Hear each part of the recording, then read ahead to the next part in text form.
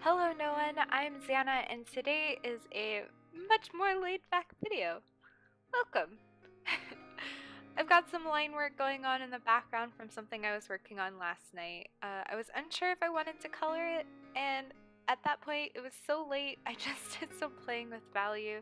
I definitely want to push the values more and pull some colors out.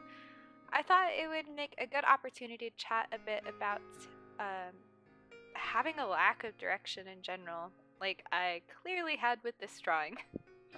I steamrolled right on through until I found myself halted at the end of the lines.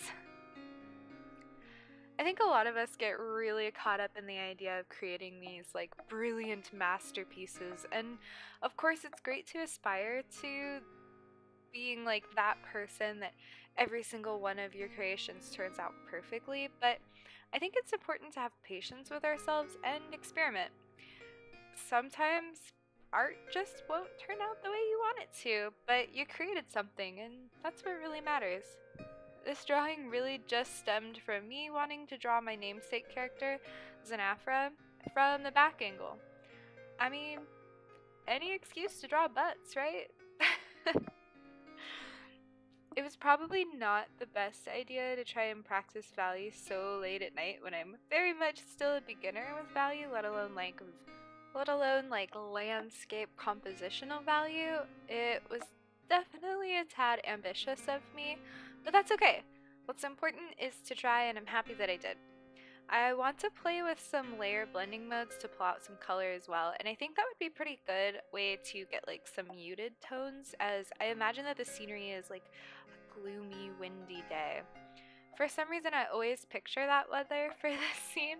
I put this lighthouse in my comics in the past as well, and like every time, it's just gloom, rain, and doom. Rain is my favorite weather, so that's my excuse, not just the pure angstiness of this character.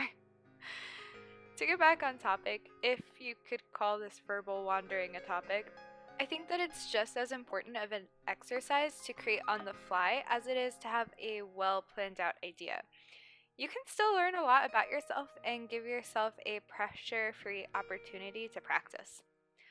I thought of a funny comparison. Okay, nobody laughed, but like my childhood best friend Andrea and I were like scary good at Dance Dance Revolution. Like, we knew songs well enough to turn away from the screen and still hit all the arrows. Yes, it's dorky. Yes, I still love DDR. And yes, I still have a PS2 simply for playing DDR and Kingdom Hearts. Any other questions? Good.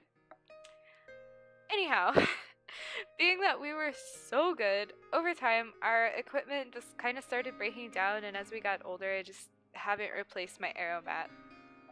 It's faulty as all get out, and my body is way slower than I used to be.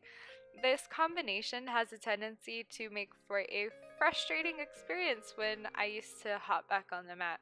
In my head, I still remember the songs, I still know the beat, and even the pattern of the arrows of some of my favorites.